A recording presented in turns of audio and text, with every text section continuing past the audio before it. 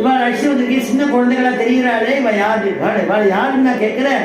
இமோ குமாரோ பத்ரந்தே தேவதுல்ய பராக்கிரமோ கஜ சிம்ம கதி வீரோ சார்தூல விஷபோமமோ இமோ குமாரோ பத்ரந்தே. இந்த குமாரர்கள் அப்படின்னு அவன் கேட்கிறான். யாருன்னு கேட்கணும் ஜனகர். உடனே இந்த குமாரர்கள் உடனே பத்ரந்தே க்ஷேமமா இருக்கணும், இந்த குழந்தைகள் நன்னா இருக்கணுங்கிறானா. தன்னறியாம வருதான் ராமனை பார்த்த உடனே பத்ரந்தே.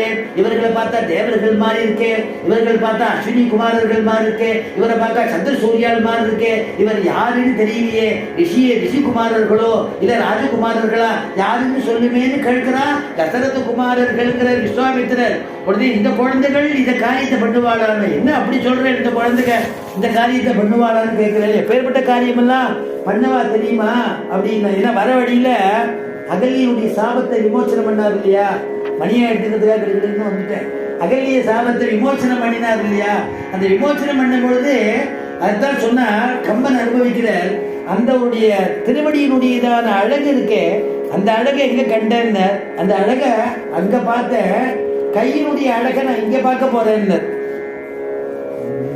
இவ்வண்ண நிகழ்ந்த வண்ணம் இனி இந்த உலகுக்கெல்லாம், இவ்வண்ண நிகழ்ந்த வண்ணம் இனி இந்த உலகுக்கெல்லாம், உய்வண்ணமன்றி மற்றோர் துயர் வண்ண முழுவதுண்டோ, மைவண்ண தலக்கி போரில் மழை வண்ண தன்னலே, மைவண்ண தலக்கி போரில் மழை வண்ண தன்னலே, உன் கை வண்ணம் அங்கு கண்டேன், கால் வண்ணம் இங்கு கண்டேன், கை வண்ணம் அங்கு கண்டேன். தாடகாவதம் கை வண்ணம் அங்கு கண்டேன். அகல்யா சாப விமோச்சனம். கால் வண்ணம் இங்கு கண்டேன்.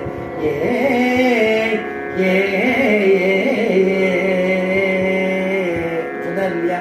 அதனால இந்த குமாரர்கள் வீரமுடையவன் உடனே, அப்பா விஸ்வாமித்ரஸ்து தர்மாத்மா சுத்வா ஜனகபாஷிதம் வத்சராமா தனுப்பஸ்ய இது ராகவம் அப்ரவீதுன்னா. விஸ்வாமித்திரர் பார்த்து சொல்றாரு, அப்பா ராமா வத்ச ராமா தனுப்பஸ்ய, அந்த தனுஷ பாரு அப்படின்னு. உடனேயே விஸ்வாமித்திரன் கூட்டார் இல்லையா, அது விஸ்வாமித்திரர் வந்து ராமா அப்படின்னு கூட்ட உடனேயே குழந்தாயின்னு கூட்டார். வத்சார்னா குழந்தாயின்னு ஒரு அர்த்தம்.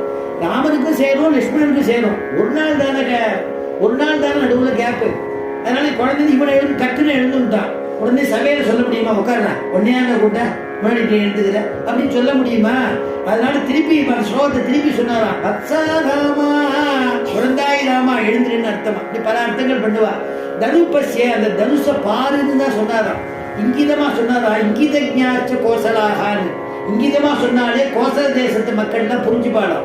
அதனால அப்படி எழுந்து போய் வத்ச ராம தனுப்பஸ்ய இதி ராகவம் அப்ரவீத். தனு பஸ்யேத்தின்னு சொல்லலாம், பஸ்யேத்தின்னு சேர்த்து சொல்லலாம், பஸ்ய இத்தின்னு சொன்னாராம். அந்த தனுஷை நான் ஏற்று உடஞ்சாலும் பரவாயில்லன்னு. அந்த தனுஷை எடுத்தால் அனாயாசமா எடுத்த நான் ஏற்றினார். அந்த தனுஷு படாது உடஞ்சது, சந்தோஷம் ஏற்படுத்தி ஜனங்களுக்கு ஓடி வந்தார். மங்களவாத்தியங்கள்லாம் கொட்ட சீதாதேவி கையில சுயம்பரத்துக்கு மாலையை வச்சதுக்கு மாலையை எடுத்துன்னு ஓடி வந்தா.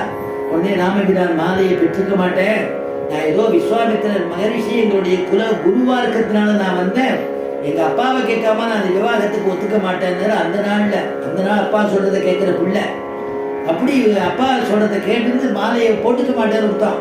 உடனே அவருக்கு சந்தோஷமா, ஜனகருக்கு எப்பேற்பட்ட பிள்ளைல எனக்கு மாப்பிள்ளையா கிடைக்கணும், எப்பேற்பட்ட பாக்கியம் நான் பண்ணிருக்கேன். உடனே நான் இங்கேருந்து நான் அவளுக்கு மந்திரிகளை அனுப்பி நான் விஷயத்தை சொல்றேன் அப்படின்னு அனுப்பிச்சு அதை சொல்லிட்டு வரத்துக்குள்ள விஸ்வாமித்திரர் என்ன பண்ணாரா, ஏப்பா உனக்கு தான் இந்த சீத்தை வந்து மூத்த குழந்தை அந்த ராமனுக்கு கொடுக்க போற, இன்னொரு குழந்தையோட பிறந்திருக்கே, அந்த குழந்தைய ஊர்மிளைன்னு பேர் இல்லையா, அந்த குழந்தை இந்த லட்சுமணன் இருக்கான இவ்வளவு அழகா அவன மாதிரியே இருக்கா பாரு, அவனுக்கு கொடுத்துடுவோம்.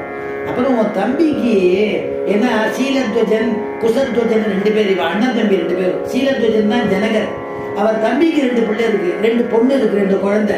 அதனால அந்த மாண்டவி சுதகீர்த்தின்னு 2 பேர் இருக்கா இல்லையா, அவ 2 பேரும், இவனுக்கும் 2 குழந்தை இருக்குப்பா, ஆச்சரியமா ராமன மாதிரியே இருப்பா பரதன் அப்படின்னு ஒரு